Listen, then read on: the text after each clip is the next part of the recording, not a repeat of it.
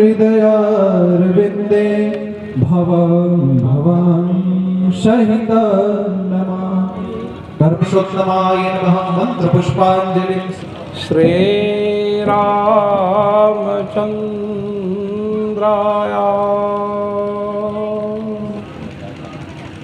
सच्चिदानन्दरूपाय विश्वोत्पत्त्यादिहेतवे तापत्रयो विनाशाय श्रीकृष्णाय वयं नुमः। श्रीशं चतुर्मुखं चैव नारदं बादरायणं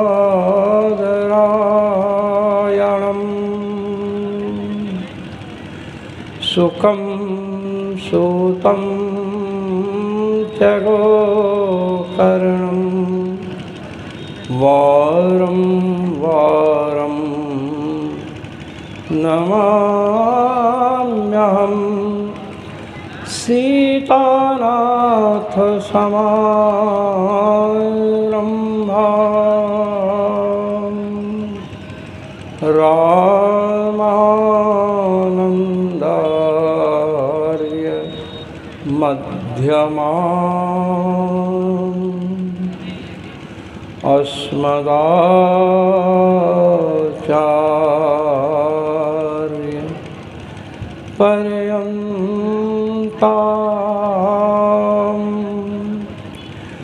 वन्दे गुरुपरम्परां वन्दे गुरुपरम्परां।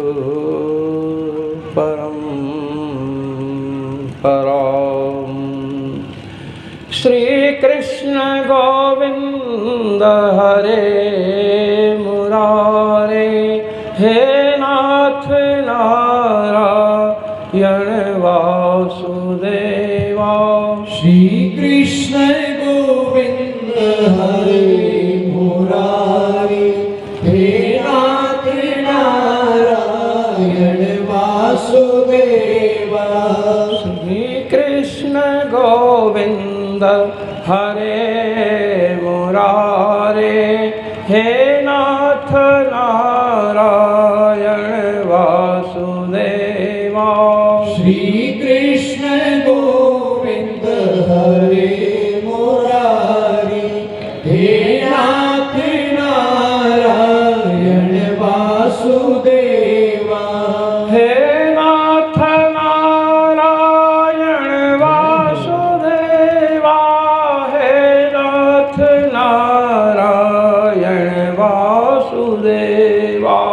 हे नाथ नारायण वासुदेवा। हे नाथ नारायण वासुदेवा। श्रीकृष्ण गोविंद हरे मुरारे हे नाथ नारायण वासुदेवा। श्रीकृष्ण गोविंद हरे मुरारी हे नाथ नारायण वासुदेवा। हे नाथ नारायण वासुदेवा। हे नाथ नारायण वासुदेवा। हे नाथ नारायण वासुदेवा। हे नाथ नारायण वासुदेवा। श्रीकृष्ण गोविंद हरे मुरारे हे नाथ नारायण वासुदेवा। गोविंद हरे मुरारी हे नाथ नारायण वासुदेवा।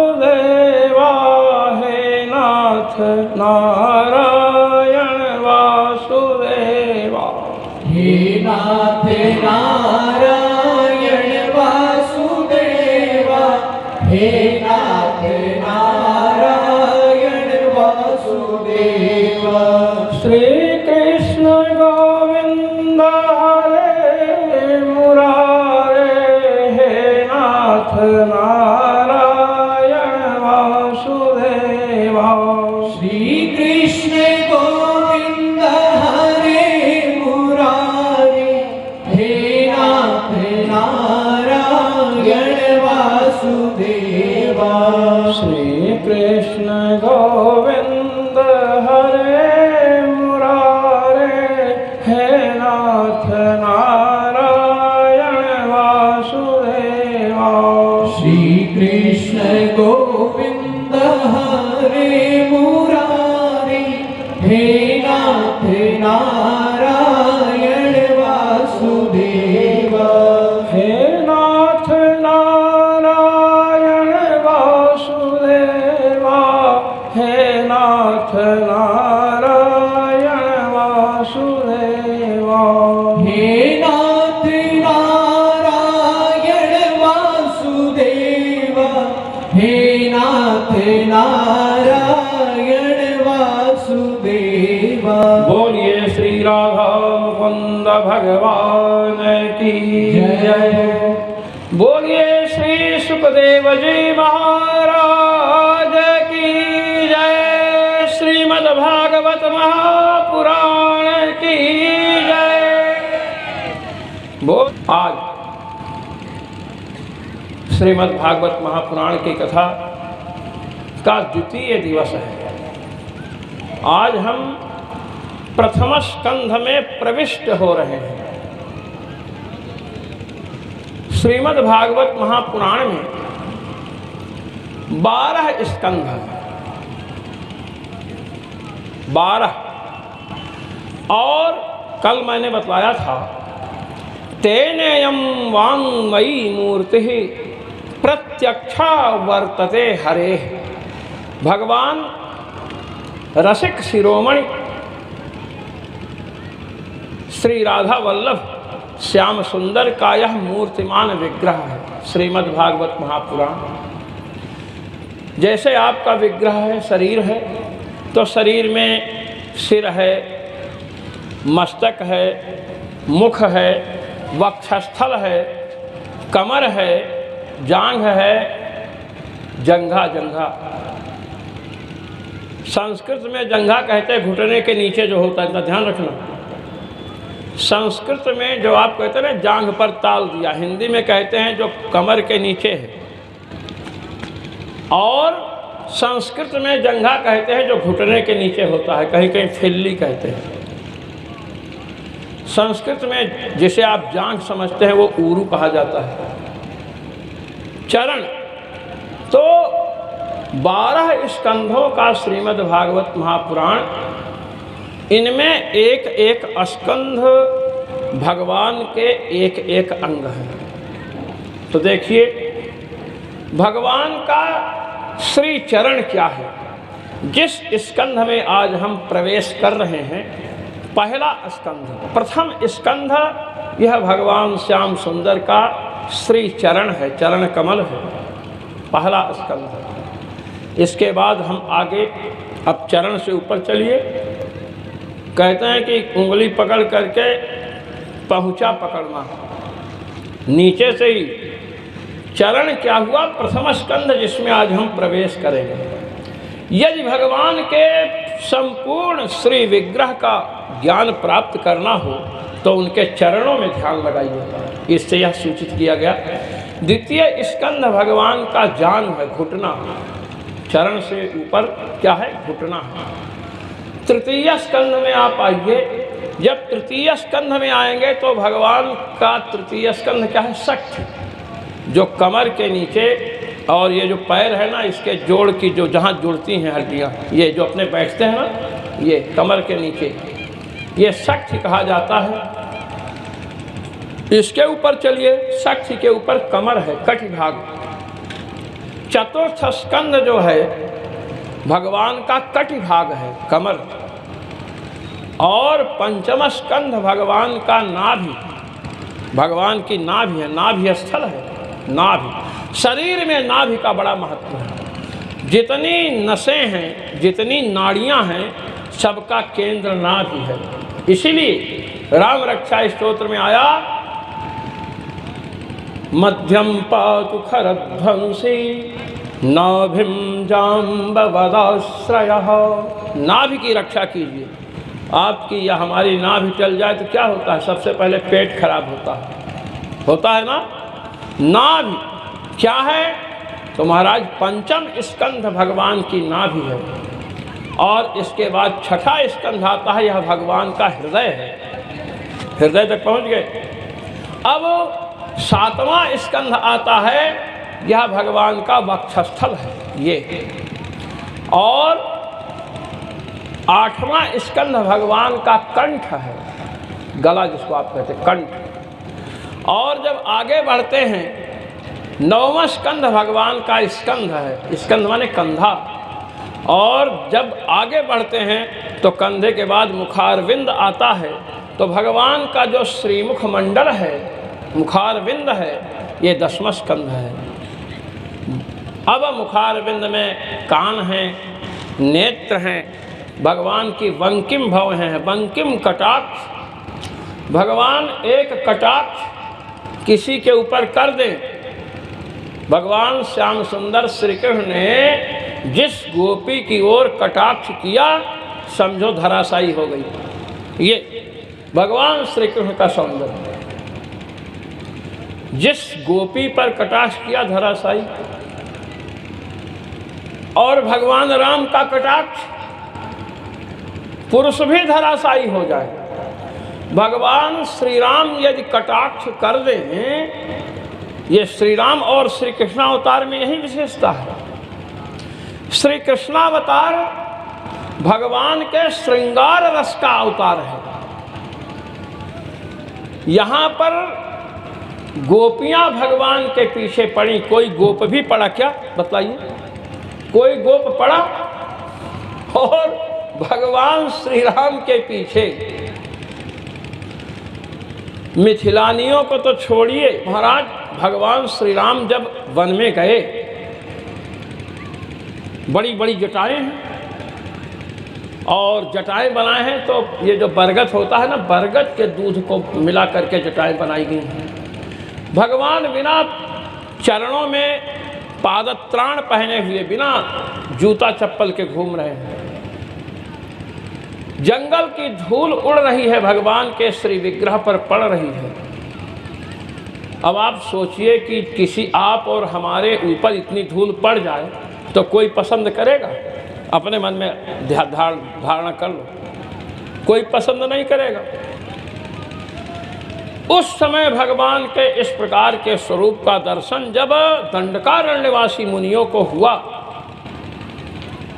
जिन्होंने संपूर्ण जगत से अपने मन को हटा लिया है, ब्रह्मलोक तक संसार है, ब्रह्मलोक तक की कोई भी वस्तु जिनके मन को खींच ना सकी है, उन मुनियों का मन भगवान के उस कमनीय कलेवर को देख करके खिंच गया।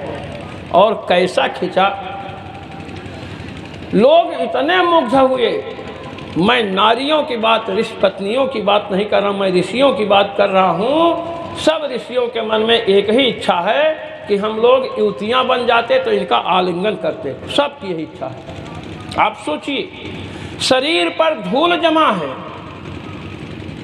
वन में कोई ब्यूटी पार्लर नहीं था, जटा मंडल है, मृगचर्म पहने हुए हैं, श्रृंगार सुंदरता की कोई वस्तु भगवान के श्री विग्रह पर नहीं है। नहीं है ना श्रीनिवास की है? नहीं है। उसके बाद दंडकारण्यवासी भगवान को देख करके विस्मित हुए। इतना अद्भुत सौंदर्य हमारे श्री राघवेंद्र का है। सच्चिदानंद लक्षणम सर्वांग सुंदरम श्री रामचंद्रम दृष्ट्वा दंडकारण्यवासिनो मुनयो विस्मितो बभूवुः। कृष्णोपनिषद, मैं कृष्णोपनिषद की बात कर रहा हूँ। दंडकारण्यवासी मुनि विस्मित हुए और महाराज सब झुंड के झुंड भगवान के सामने आ गए और क्या कहते हैं, तम हऊचुः, भगवान से कहे, आलिंगमो भवन्तम इति, हम लोग आपका आलिंगन करना चाहते हैं, गले लगना चाहते पकड़ करके। किस भाव से? हम लोग आपको पति भाव से, आप हम लोगों के पति हैं ऐसा मान करके हम लोग आपसे गले मिलना चाहते हैं। इस प्रकार मुनियों ने कहा। भगवान ने जब सुना तो देखा कि उसमें सबसे आगे कौन है। सबसे आगे भगवान शिव थे जिन्होंने काम को भस्म कर दिया था। सबसे आगे भोले बाबा। भगवान राम ने कहा, कामारी, भगवान शिव आप? कहे हाँ, हम भी इनके साथ हैं, हम भी आपके गले लगना चाहते हैं। रुद्रादीनां वचः श्रुत्वा प्रोवाच भगवान स्वयं। रुद्र आदि एसाम, रुद्र हैं आदि में जिसके। भगवान ने कहा कि आप लोग गोपियां बनना, मैं कृष्णावतार धारण करूंगा तो खूब आलिंगन करना। तो शंकर जी ने कहा कि मैं सबसे आगे हूँ और आलिंगन से ही हमारा काम नहीं चलेगा। आपके गले लग गए, हम तो आपके अधरामृत का पान करना चाहते हैं। अधरामृत, इतना समझो कि नीचे के ओंठ को ही अधर कहते हैं, ऊपर के ओंठ को अधर संज्ञा नहीं है। वो ओष्ठ है। कवचों का पाठ जब करेंगे तो अधर की रक्षा कोई करता है, ऊपर के ओंठ की रक्षा कोई करता है। और अधरामृत का पान हम करना चाहते हैं। किसने कहा? भगवान शिव ने कहा। भगवान राम बड़े आश्चर्य में पड़े कि बोले बाबा आप हमारे अधरामृत का पान करना चाहते? कहे हाँ सरकार। कहे तो आप शिव हैं ना? कहे हाँ। कहे आपको अशिव बनना पड़ेगा। शिव से अशिव बनने को तैयार हैं? कहे बिल्कुल तैयार हैं। कहे आप चेतन हैं, आपको जड़ बनना पड़ेगा, तैयार हैं? कहे तैयार हैं। आपके अधरामृत पान करने के लिए हम कुछ भी करने को तैयार हैं। आपको कटना पड़ेगा, छिदना पड़ेगा, जलना पड़ेगा। भगवान शिव ने कहा कि हम कटने को तैयार हैं, छिदने को तैयार हैं, अर्थात हमें कोई छेद करे वो भी हम सहन कर लेंगे, हमें जलाए वो भी सहन कर लेंगे, किंतु आपके अधरामृत का पान हम करना चाहते हैं। भगवान शिव ने कहा। भगवान श्री राम ने कहा एवमस्तु। तो भगवान श्री कृष्ण जो बंसी बजाते हैं ना, सुन लीजिए, जो बंसी बजाते हैं, वंशस्तु भगवान रुद्र। ये बंसी जो है भगवान शिव है। अधरामृत का पान करने को तब मिलता है, इसे नहीं मिलता है। तो भगवान श्री राघवेंद्र सरकार का सौंदर्य तो इतना है कि पुरुष भी पीछे पड़ गए। वही श्री राघवेंद्र श्री कृष्ण रूप में आए हैं, कोई अंतर नहीं है। और यहाँ गोपियाँ पीछे पड़ी हैं। कौन पीछे पड़ी? गोपियाँ। ये चर्चा आगे आएगी। और आश्चर्य आपको होगा कि भगवान जिस समय ब्रज में रहें तो 11 वर्ष की अवस्था तक ही रहें। आज से 5000 वर्ष पहले 11 वर्ष के बालक में, जिस समय टीवी सीवी नहीं थी, एकदम सात्विक वातावरण था, 11 वर्ष के बालक में काम जागृत कैसे होगा? भगवान तो काम मदन मोहन है। अस्त भगवान का जो श्रीमुख है, मुखमंडल है, ये क्या है? यह है दसम स्कंध। ये चर्चा मैं कर रहा था। इसमें कर्ण है, नेत्र हैं। यह दसम स्कंध संपूर्ण कामनाओं को पूर्ण करने वाला है। गोकर्ण के पिताजी इसी स्कंध का पाठ करते हुए मुक्ति को प्राप्त किए थे। इसके बाद 11वां स्कंध है, वो भगवान का सिर है। ये अब 12वां स्कंद क्या है? ब्रह्मरंध्र। ये ब्रह्मरंध्र ऊपर का भाग शिखा के समीप जहाँ पर बच्चे पैदा होते हैं तो बहुत मुलायम रहता है, माताएं यहाँ पर तेल और ठोंकती हैं, ये ब्रह्मरंध्र है। इस प्रकार भगवान का ये जो श्रीमद् भागवत महापुराण है, ये भगवान का श्री विग्रह है। एकादशस्तोत्तमांगम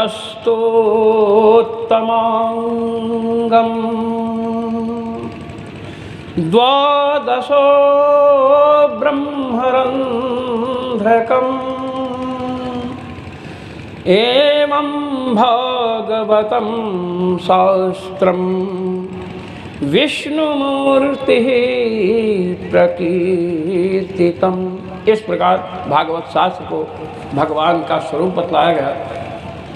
अब श्रीमद् भागवत महापुराण का आरंभ भगवान व्यास किए हैं, सत्य को नमन किया है। सत्यम परम धीमहि। भगवान व्यास किसको नमस्कार किए? सत्य को।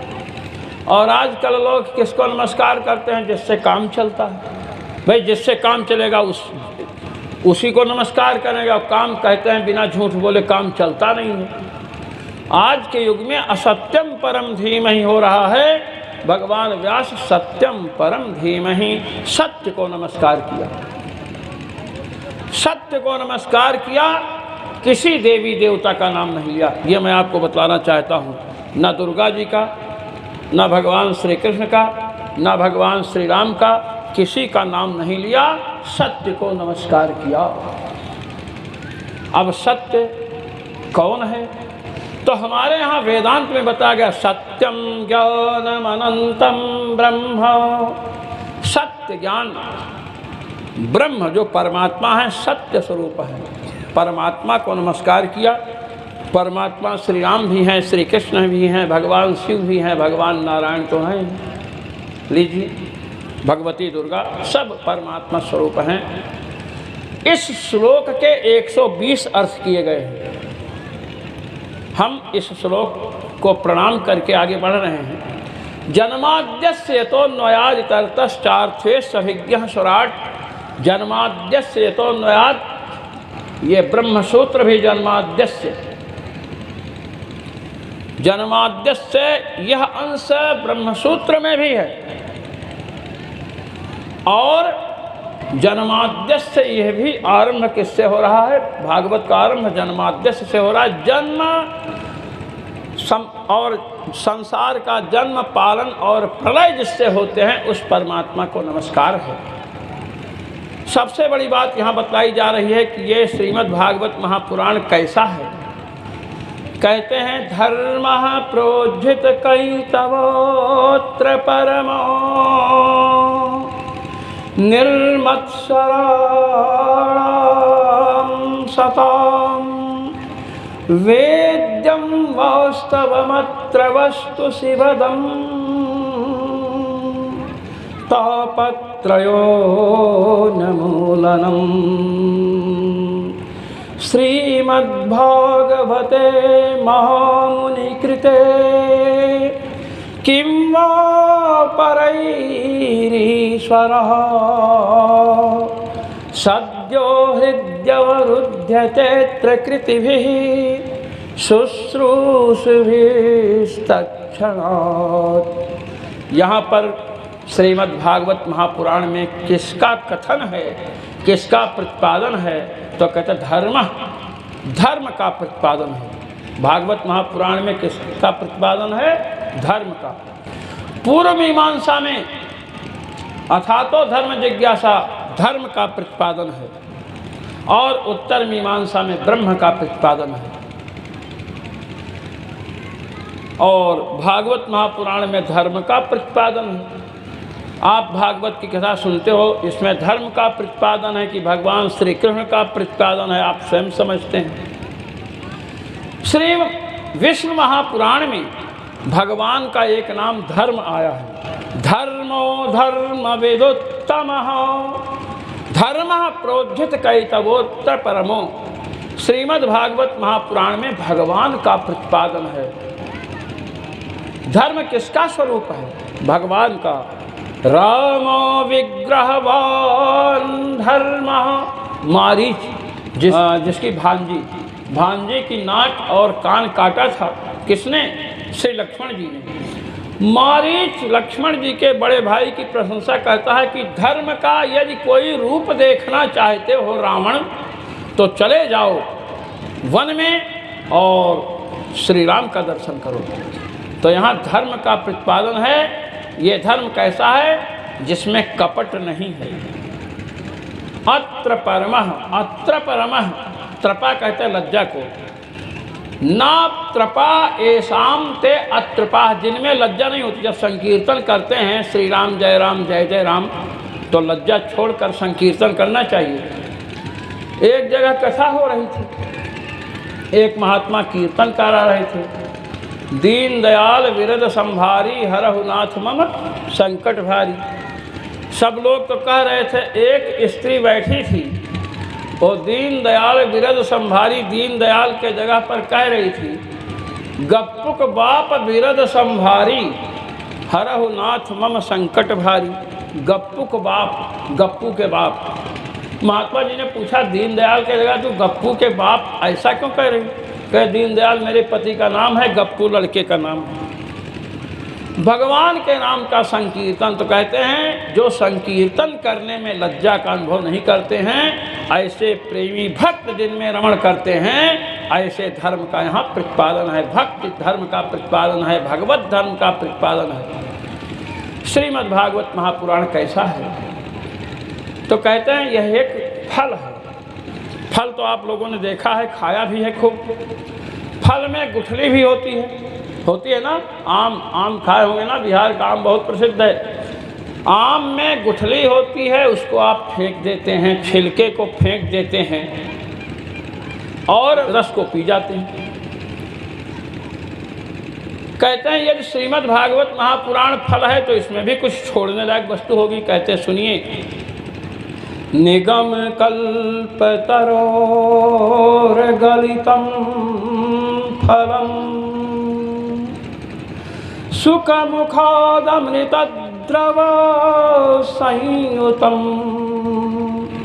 पिबत भागवतम रसमालयम मुहुरहो रसिका भुविभावुका। कहते देखिए ये फल जो है, पिबत भागवतम निगम कल्पतरोर गलितम फलम। निगम कहते वेद को।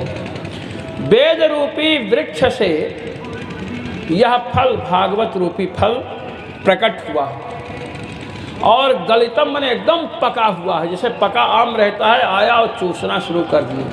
कहे कि इस फल को आप चूसना शुरू कर दीजिए, श्रवण करना शुरू कर दीजिए भागवत की कथा का। कहते हैं कि जिस फल में तोता चोंच मार देता है, ये प्रसिद्ध है कि वो फल अधिक मीठा लगता है। खट्टे आम वाली बात मैं नहीं कर रहा हूँ। तोता प्रायः उसी फल में चोंच मारता है। आप देखते होंगे कोई फल नीचे गिरता है, कौवा भी चोंच मार देता है। खट्टा फल मिले तो समझो कौवे ने चोंच मारी, और मीठा फल मिले तो किसने चोंच मारी? तोते ने। सुख मुखात, श्री सुखदेव जी के मुख का स्पर्श इससे हुआ है, भागवत से। इसलिए अमृत रूपी द्रव से युक्त है। रस, इसमें रस है, भक्ति रूपी रस है। अमृत कहते हैं परमात्मा को, परमात्मा रूपी रस इसमें है। यदि भागवत रूपी फल को आप लेंगे तो परमात्मा इसके साथ ही साथ रहता है। और कहते हैं पिबत भागवतम रसम, ये भागवत फल भी है और रस भी है। इसको पियो। कहे कब तक पिए? कहे आलयम। लोग कहते हैं जब तक मोक्ष ना हो जाए, जब तक मुक्त ना हो जाए संसार से, तब तक पियो। संसार से मुक्त हो गए तो क्या जरूरत है पीने की। किंतु भागवत के प्रेमी व्याख्याकारों ने कहा कि ऐसी बात नहीं है। आलय का अर्थ केवल मोक्ष नहीं कि लय हो गया संसार का और फिर न पिए। लिंग श्लेषणे धातु है। आलयम श्री कृष्णालिंगनम यावत, तब तक इसका पान करते रहना जब तक श्याम सुंदर आ करके आपका आलिंगन न कर ले। जब आलिंगन कर लेंगे तो कैसे पान करोगे? भगवान का आलिंगन प्राप्त हो जाए तो भी इसे मत छोड़ना। ये नैमिषारण्य क्षेत्र है। श्री सूत जी विराजमान हैं। सौन का ऋषिगण उनके समीप पहुँचे। यहाँ पर जो ऋषि लोग एकत्र हुए हैं, मैंने कल बताया था 88,000 महात्मा हैं और 1,000 वर्ष के लिए एकत्र हुए हैं। आप और हमको 7 दिन का समय नहीं मिलता है भागवत सुनने का। ये 88,000 भारत के महात्मा एकत्र हुए हैं। किस लिए? भागवत कथामृत का पान करने के लिए। 1,000 वर्ष। देखिए, शत्रम स्वर्गाय लोकाय सहस्र सममासतो। सहस्र 1,000 वर्ष के लिए। और सूत जी से कहते हैं कि आपने भगवान वेदव्यास से सब कुछ पढ़ा है। भगवान वेदव्यास जो कुछ जानते हैं आप सब जानते हैं, इसलिए आप से हम कुछ प्रश्न कर रहे हैं। उन प्रश्नों का उत्तर दीजिए। 6 प्रश्न किया। कितने प्रश्न हुआ? 6 प्रश्न। सबसे पहला प्रश्न यह है कि जीव के सहज कल्याण का साधन क्या है? सहजतया हम लोगों का कल्याण हो जाए ऐसा साधन बतलाइए, पहला प्रश्न है। दूसरा प्रश्न है ऐसा उपाय बतलाइए जिससे भगवान प्रसन्न हो जाए हम लोगों के ऊपर, ये दूसरा प्रश्न है। तीसरा प्रश्न यह है कि देवकी के गर्भ से श्री वासुदेव जी के द्वारा भगवान श्री कृष्ण का प्राकट्य हुआ, उनकी लीला कथाएं सुनाइए। भगवान ने क्यों अवतार लिया इस कारण को बतलाइए।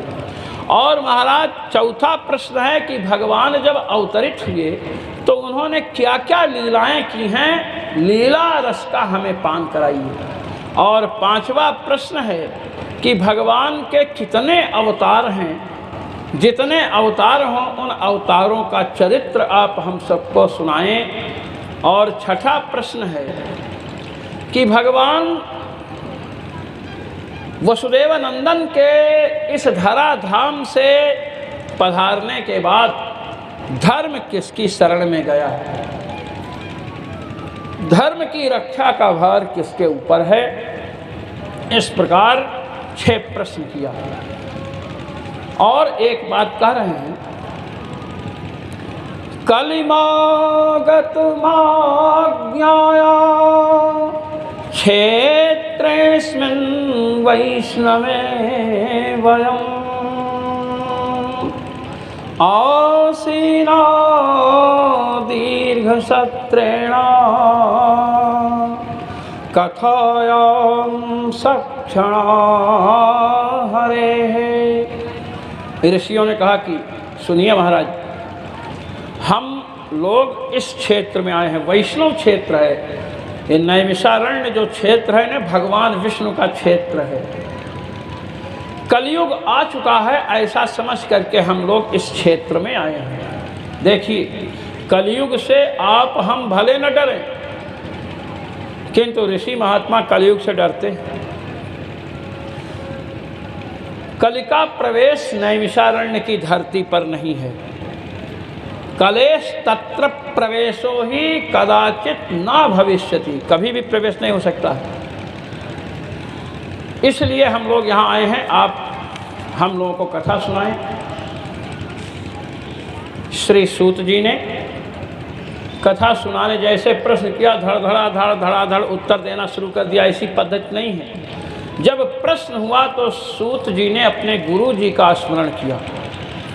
आपसे कोई प्रश्न करे तो अपने गुरुजनों का स्मरण कीजिए, जिससे आपने विद्या ग्रहण की है, जिससे आपने दीक्षा ग्रहण की है। इन्होंने अपने गुरुदेव का स्मरण किया, श्री सूत जी ने। इनके गुरुदेव कौन है? तो श्री सुखदेव जी हैं। सुखदेव जी श्रीमद् भाग, ये जो 6 प्रश्न है ना, इन 6 प्रश्नों का उत्तर श्रीमद् भागवत महापुराण से मिलने वाला है।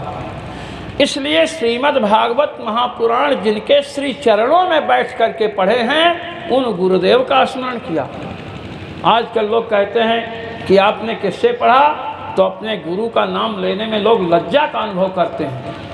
जो अपने गुरु का नाम लेने में लज्जा का अनुभव करे तो समझ लेना कि इससे बड़ा मूर्ख दूसरा नहीं है। हमारे यहाँ 2 चीज़ें बतलाई गई हैं।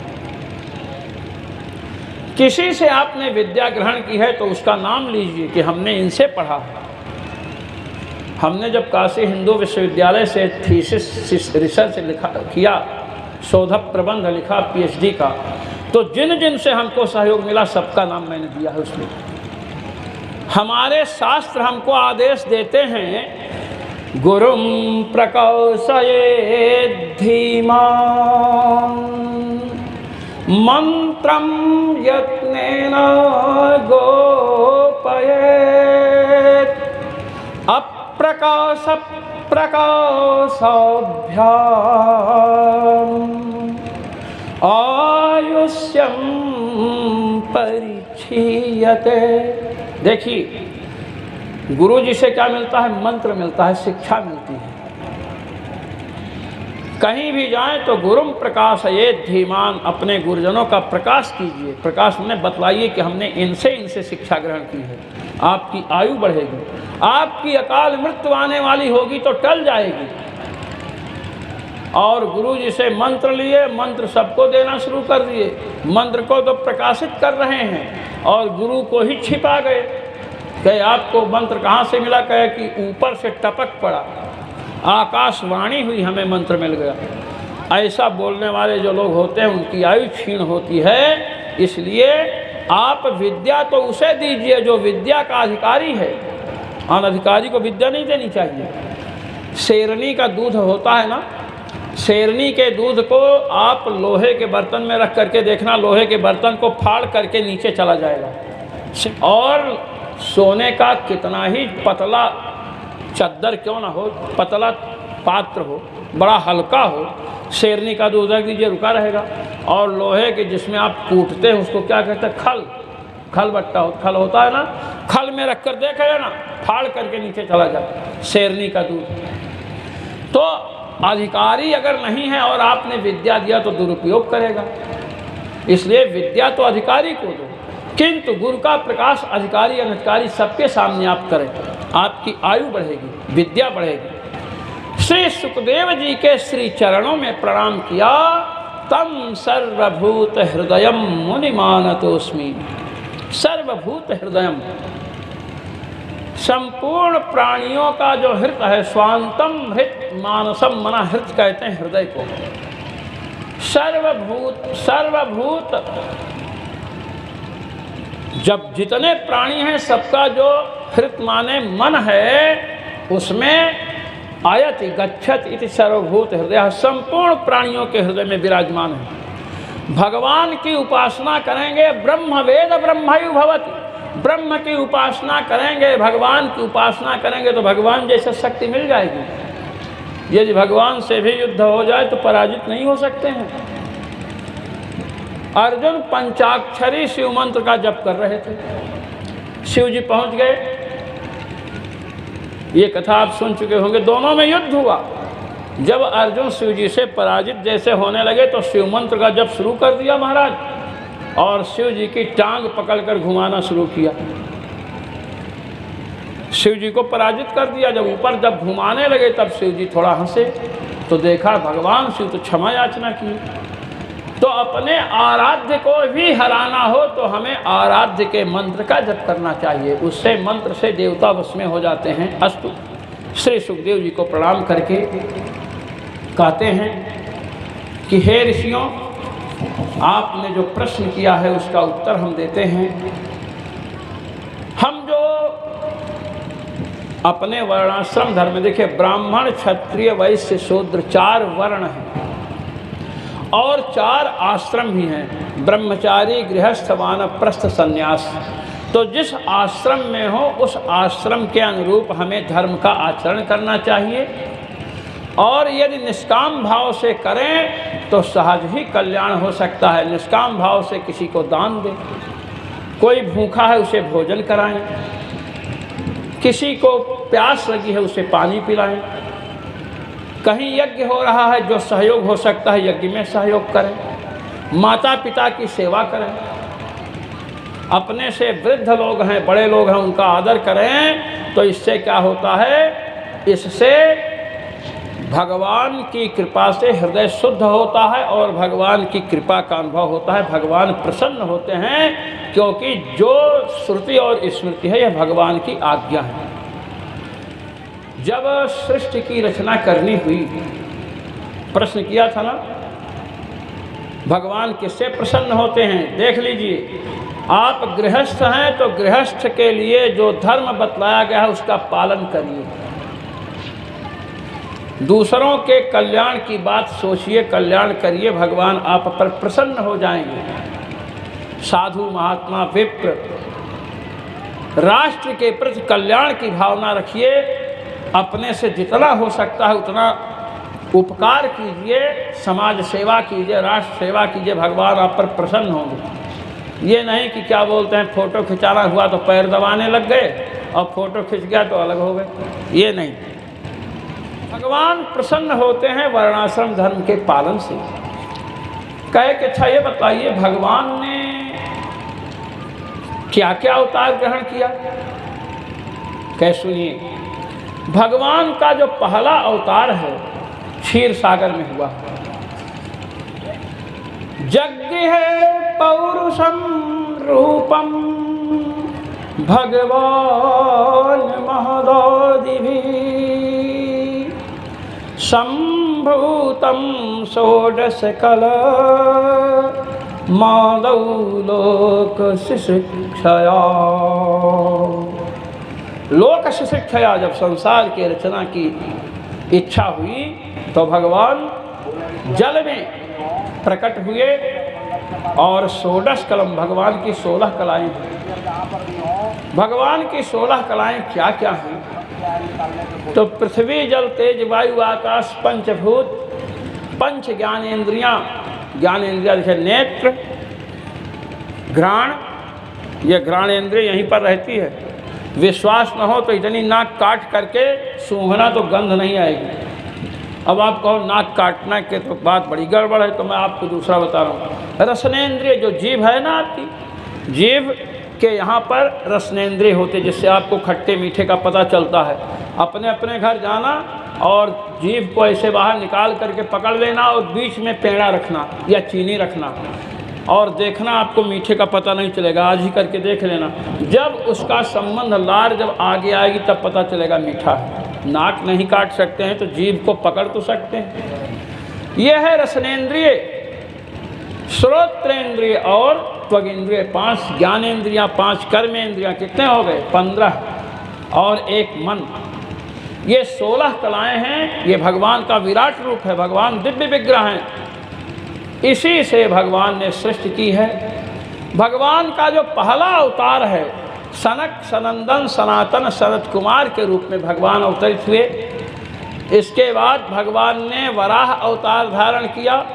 तृतीय अवतार देवर्षि नारद के रूप में है और इसके पश्चात भगवान ने कपिल अवतार धारण किया। इस प्रकार भगवान अवतार धारण करते गए। दत्तात्रेय के रूप में आए, परशुराम के रूप में आए, मत्स्य कूर्म इत्यादि के रूप में आए और महाराज नृसिंह रूप में प्रभु पधारे।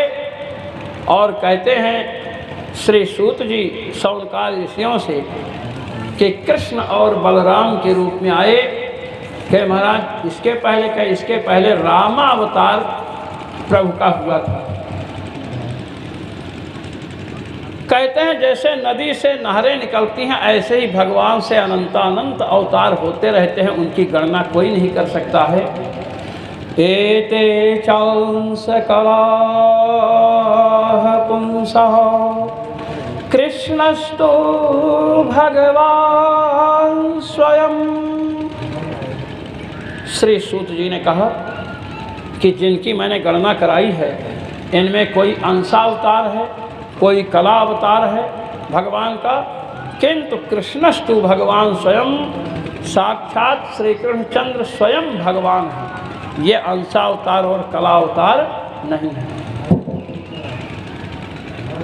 श्री वृंदावन धाम वाले इस पर बड़ा जोर लगाते हैं, कहते हैं पूर्ण अवतार भगवान श्री कृष्ण ही हैं और लोग पूर्ण अवतार नहीं हैं। मैं आपको बताऊं, नृसिंह राम कृष्णेषु षड्गुण्यं परिपूरितम। नृसिंह भगवान श्री राम में और भगवान श्री कृष्ण में तीनों पूर्ण अवतार हैं। और इस प्रकार चर्चा चली।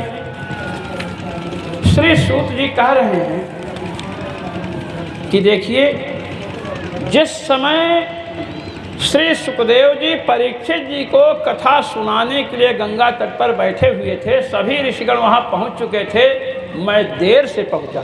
कथा में देर से नहीं पहुंचना चाहिए, कथा आरंभ हो उससे पहले पहुंच जाइए। कम से कम पहले न पहुंचो तो आरंभ होते होते तो पहुंच जाओ, और कथा समापन होने पर जाना चाहिए, बीच में उठ करके नहीं चलना चाहिए। कहते हैं देर से पहुंचा, सब लोग बैठे हुए थे, तो श्री सुखदेव जी के श्री चरणों में मैंने प्रणाम किया। तो प्रणाम किया तो सुखदेव जी ने हमको देख लिया। मैंने पूछा, गुरुदेव यदि आपकी अनुमति हो तो मैं भी प्रवेश करके कथा सुन लूँ।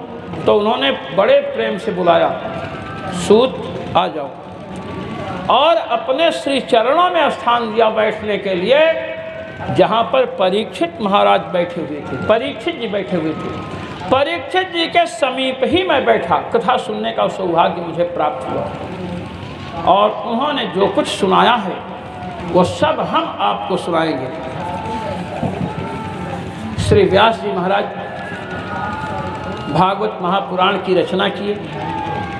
श्री शौनक जी ने प्रश्न किया कि महाराज सूत जी आप ये बतलाइए, कस्मिन् युगे प्रवृत्तेयं स्थाने वा केन हेतुना।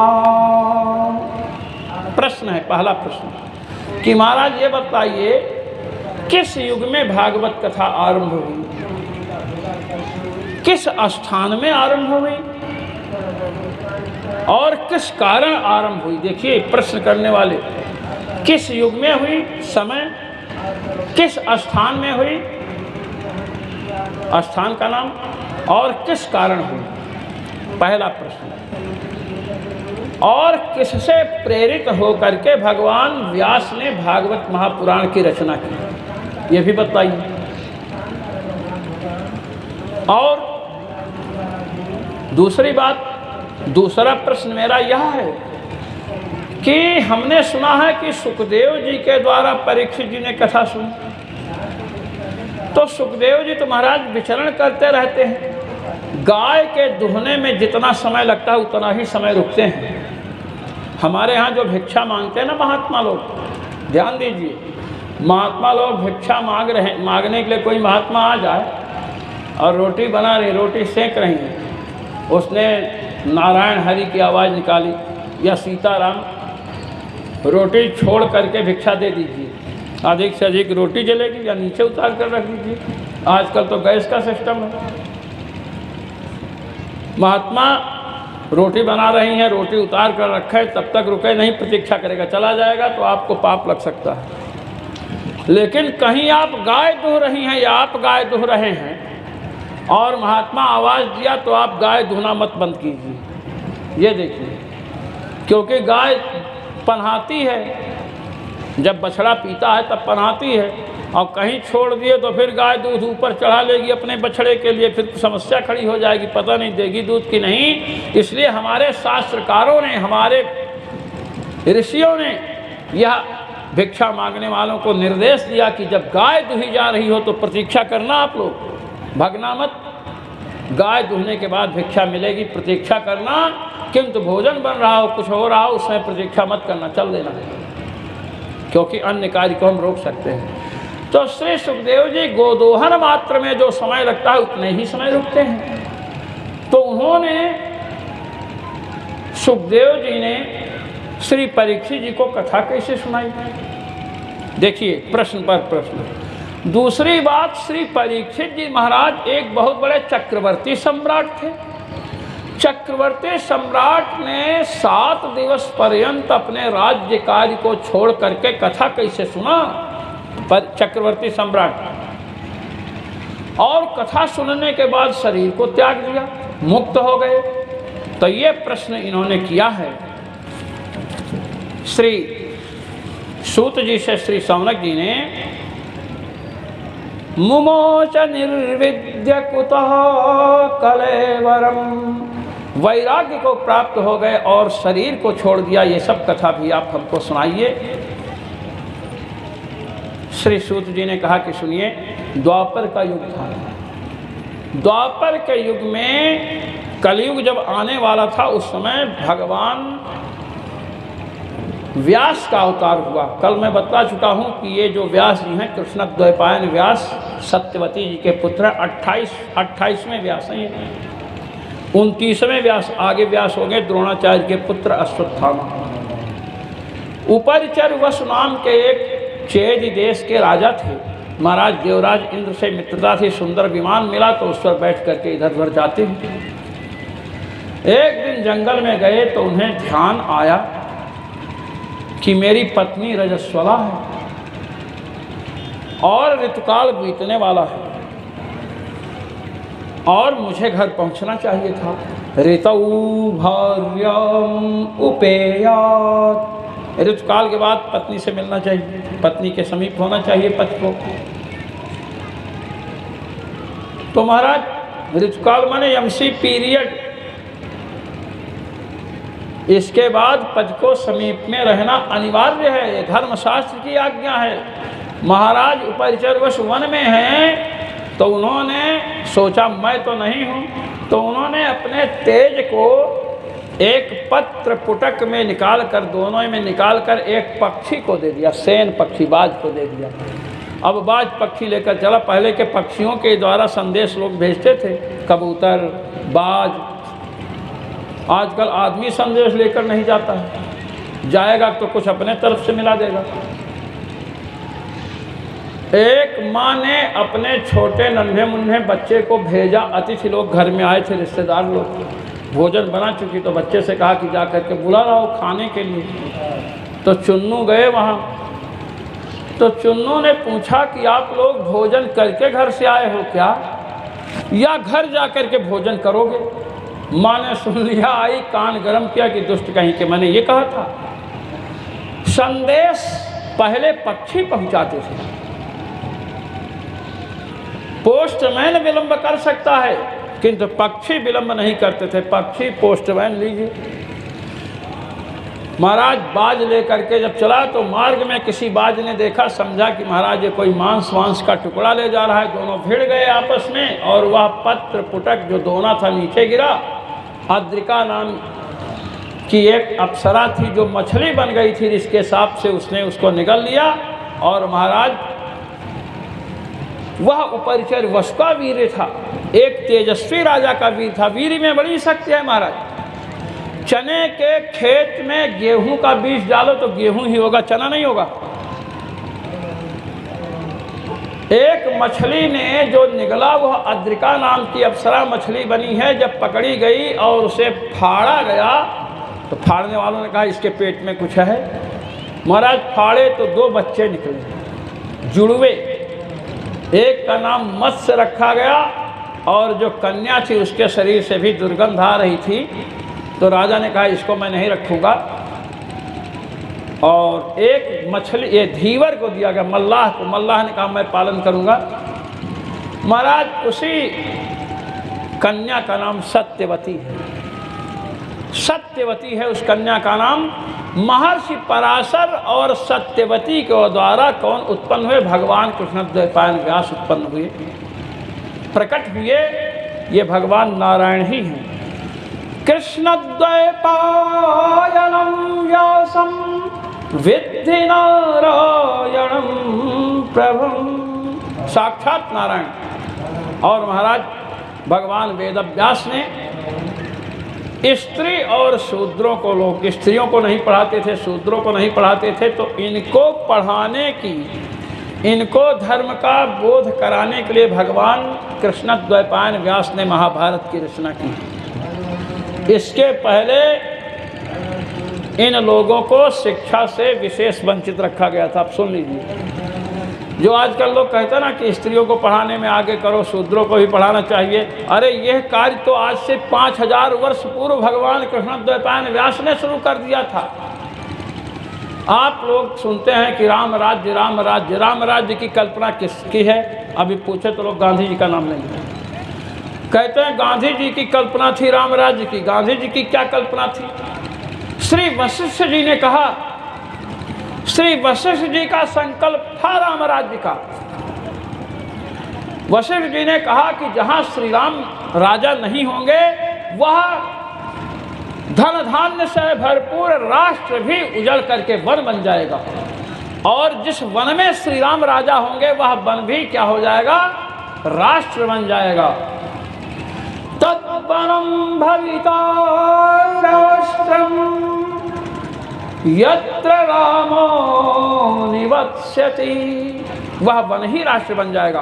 तो राम राज्य की कल्पना किसकी थी? श्री वशिष्ठ जी की थी, गांधी जी की नहीं। गांधी जी तो वहीं से लिए हैं। आजकल लोग दूसरों की ले लेते हैं, नाम अपना लिख देते हैं, मेड इन इंडिया। ये लीजिए, स्त्री और शूद्रों को धर्मशास्त्र की पूर्ण शिक्षा दी जाए, धर्म का पूर्ण ज्ञान कराया जाए, पहला कदम किसने उठाया? भगवान कृष्ण द्वैपायन व्यास ने उठाया। महाभारत की रचना कर दिया और कहा कि स्त्रियों और शूद्रों को धर्म का ज्ञान कराइए। भगवान व्यास अपने आश्रम में बैठे हुए हैं। कहाँ? बद्रिकाश्रम में। बद्रिकाश्रम में भगवान व्यास रहते थे। बद्री बेर का पेड़ वहाँ खूब है। अब महाराज बैठे हैं, विचार कर रहे हैं, अंतरात्मा में कमी का अनुभव हो रहा है। सोच रहे हैं कि मैंने वेदों का अध्ययन किया, स्त्रियों को, नारियों को और शूद्रों को धर्म का ज्ञान कराने के लिए 1 लाख श्लोक वाले महाभारत की रचना कर दी। मैं प्रतिदिन अग्निहोत्र करता हूँ, सब कुछ करता हूँ, फिर भी मेरे मन को संतोष नहीं है। लगता है कोई ऐसा कार्य है जिसे करना चाहिए था और मैंने नहीं किया। उसी समय देवर्षि नारद का पदार्पण होता है। बोलिए देवर्षि नारद भगवान की जय। नारद जी का पदार्पण हुआ। नारद जी को आसन पर बिठाया प्रणाम करके। नारद जी ने कहा कि व्यास जी, लगता है कि आप कुछ खिन्न दिख रहे हो। कहे महाराज, बड़ा खिन्न हूँ। मैंने सब कुछ किया, मैंने ब्रह्मसूत्र की रचना कर दी, मैंने गीता की रचना कर दी, महाभारत में ही गीता है, और इसके बाद भी लग रहा है कि मैंने कुछ किया ही नहीं। कोई ऐसा कार्य है जो मुझे करना था और मैंने नहीं किया। कहे कि हाँ, आपने महाभारत की रचना की, आपने ब्रह्मसूत्र की रचना की, किंतु भगवान जिससे प्रसन्न होते हैं उस कार्य को आपने नहीं किया। कि महाराज, ऐसा कौन सा कार्य है? आपने भगवान के यश का वर्णन जिस प्रकार करना चाहिए था आपने नहीं किया है। भगवान के भक्तों के यश का वर्णन आपने नहीं किया, इसलिए आपका मन खिन्न हो रहा है।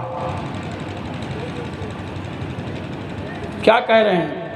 न यद्वचश्चित्रपदं हरेर्यशो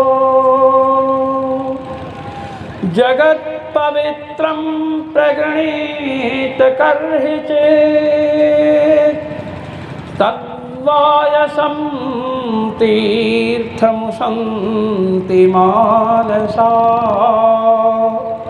न यत्र हंसा निरमन्त्युषक्षयाः। कहते सुनिए, बड़ी सुंदर सुंदर वाणी हो, यदि उसमें भगवान के यश का वर्णन नहीं हुआ है तो जगत को पवित्र नहीं कर सकती है। इसलिए आप जितना कार्य किए हैं उनमें प्रधान रूप से भगवान के यश का वर्णन नहीं है। कहीं तपस्या का वर्णन है, कहीं दान का वर्णन है, कहीं व्रत का वर्णन है, कहीं कुछ का वर्णन है, भगवान के यश का वर्णन होना चाहिए। तो व्यास जी ने पूछा कि महाराज भगवान की लीलाएं अनंत हैं, अपार हैं, मैं उन लीलाओं को कैसे समझूंगा?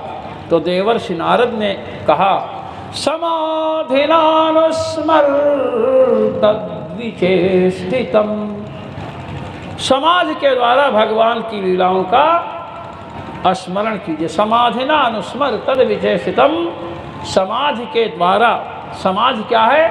मन की एकाग्रता। भगवान की लीला का रस लेना है तो मन को एकाग्र करना पड़ेगा। ये नहीं कि कथा सुनने आए हैं और उसी में पूरा प्रपंच घर का बतला जाए दूसरों को, ऐसा नहीं। इस प्रकार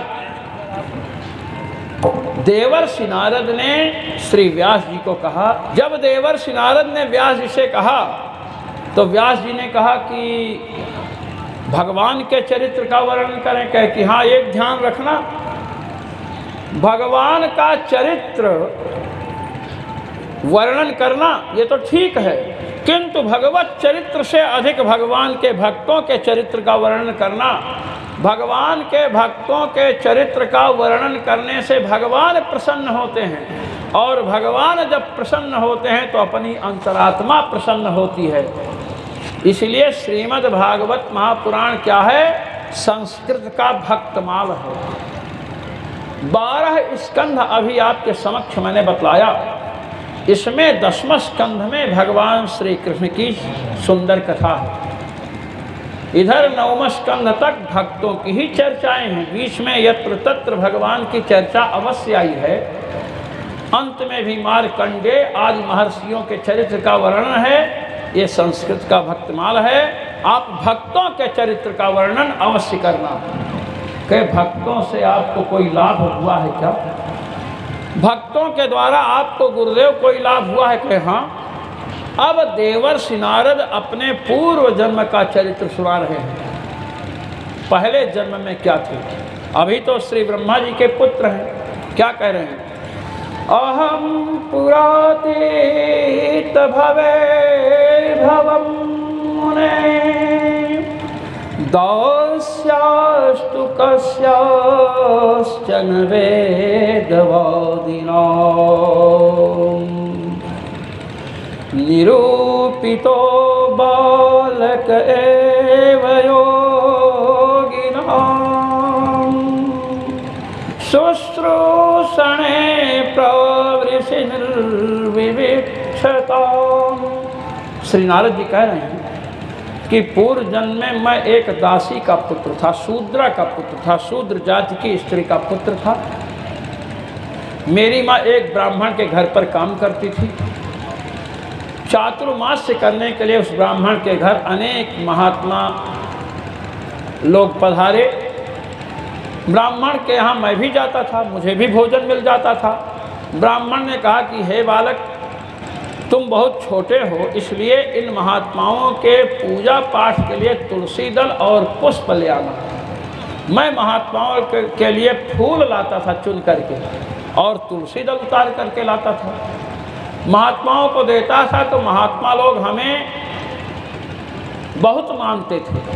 जब महात्मा लोग भोजन कर लेते थे तो महाराज उनके पात्र में, जिस पात्र में भोजन करते थे ना, तो उनके बर्तन में जो जूठा बच जाता था, मैं उनकी अनुमति लेता था। मैं पूछता था कि क्या मैं इसे खा सकता हूँ? तो चूंकि मैं सेवा करता था, इसलिए महात्मा लोगों ने मुझे अनुमति दी कि हाँ, तुम खा सकते हो। हमारे उच्छिष्ट का भक्षण तुम कर सकते हो। उनकी अनुमति लेकर मैंने महात्माओं के उच्छिष्ट को ग्रहण किया। उच्छिष्टलेपाननुमोदितो द्विजैः सकृत स्म भुञ्जे तदपास्त किल्बिषः।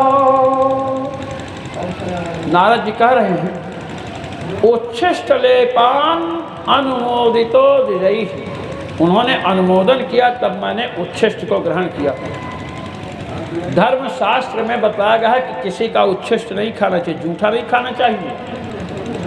किंतु मनुस्मृति की जो कुल्लूक भट्टी व्याख्या है उसमें कुल्लू, उसे मन्नत मुक्तावली कहते हैं, उसमें कहा गया है गुरुच्छिष्टम तू भोक्तव्य में, गुरु का उच्छिष्ट तो खाना ही चाहिए, प्रमाण देकर बताया है। तो संत महात्माओं का उच्छिष्ट ग्रहण करने से बहुत लाभ है। देवर्षि नारद कह रहे हैं कि सकृत एक बार मैंने खाया महाराज। व्यास जी ने कहा एक बार खाए होंगे तो क्या हुआ होगा? कहे तदपास्त किल विषः, एक बार भोजन करने से, तत् माने तस्मात् अपास्त किल विषः, अपास्तम किल विषम यस् एवं भूतो हम, जिसके किलबिश पाप नष्ट हो गए, मेरे समस्त पाप नष्ट हो गए। सेवा करता था, उनकी कृपा हो गई, अनुमोदन दे दिया, और चुरा करके खाएंगे तो अपास्त किलबिशा नहीं होगा, सब प्राप्त किलबिशा हो जाएंगे, किलबिश पाप लगेगा। इसलिए महात्माओं से अनुमति लेकर उनका उच्छिष्ट ग्रहण करें। कहते हैं इस प्रकार 4 महीने तक वे लोग निवास किए और महाराज चातुर्मास भर मैंने उनकी सेवा किया। भगवान की कथाएं करते थे तो मैं बड़े प्रेम से सुनता था, मुझे प्रसाद देते थे और मुझे धर्म का रहस्य, भगवत लीला का रहस्य समझाए और मेरा अंतःकरण शुद्ध हो गया। व्यास जी ने पूछा कि जब महात्मा लोग चातुर्मास करके निकल गए तब आपने क्या किया? वर्तमाने वयस्याद्य ततः किम करोद् भवान्, महात्माओं के चले जाने के बाद आपने क्या किया?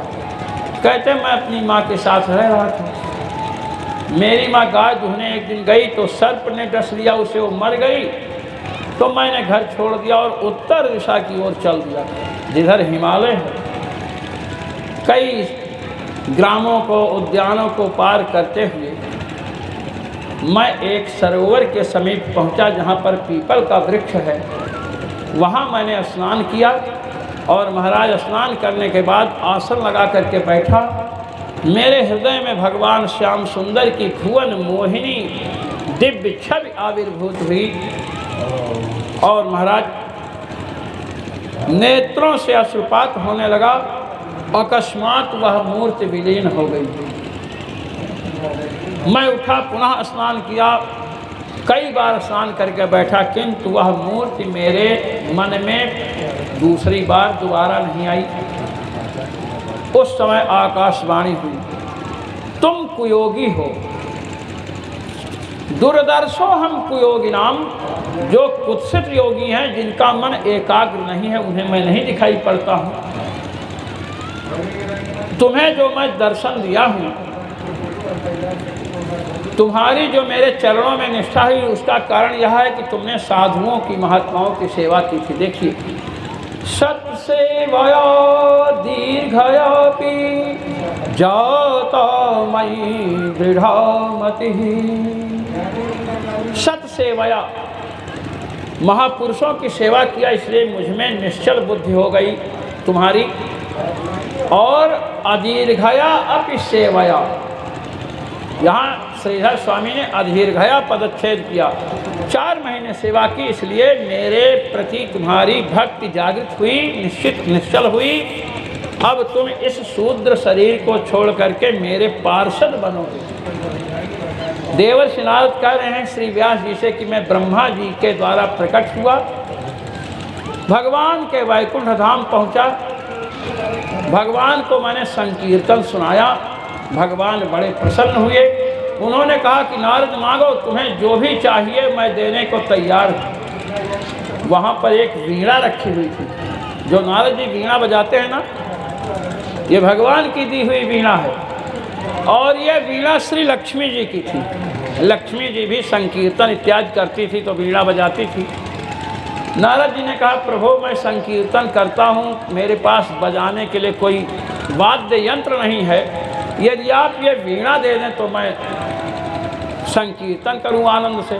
भगवान ने कहा ले जाओ। लक्ष्मी जी तुरंत टोक दी। लक्ष्मी जी ने कहा कि आपने मेरी वीणा नारद को दे दी। भगवान ने कहा कि कुशल मनाओ अपनी, कि नारद ने तुमको नहीं मांग लिया, अगर तुमको मांगता तो मैं तुम्हें भी उठा करके दे देता। मोरे कछु अधेय नहीं तोरे, भगवान के पास ऐसी कोई वस्तु नहीं जो भक्तों को नहीं दे सकते हैं। देवर्षि नारद कहते हैं, जब इस वीणा को बजा करके मैं संकीर्तन करता हूँ तो भगवान मेरे सामने नृत्य करने लगते हैं।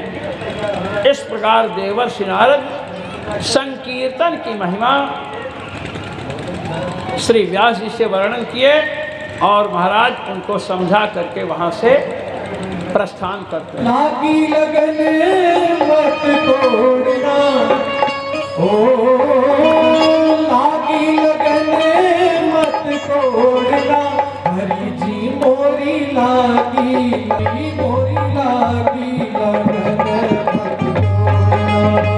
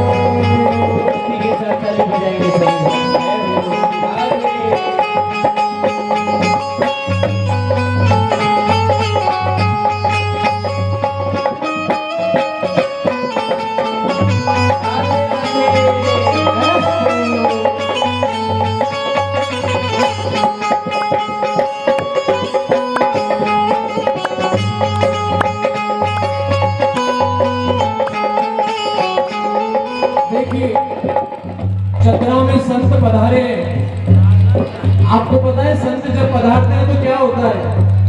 ऋतुओं में एक ऋतु है बसंत ऋतु, वो जब आती है तो प्रकृति सुंदर बनती है और जहाँ संत आते हैं वहाँ की संस्कृति सुंदर बनती है। तो क्या कहना है संतों को? तू ही मेरा सेठ है, तू ही साहूकार,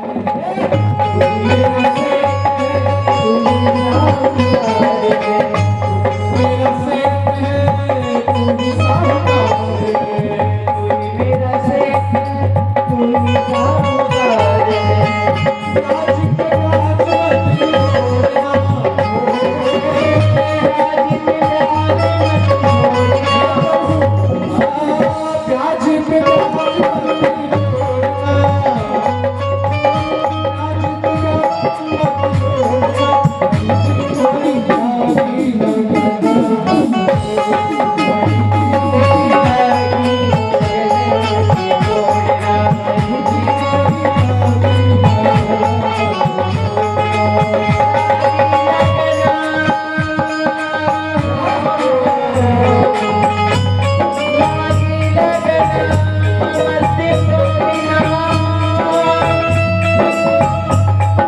हरि जी मोरी नारी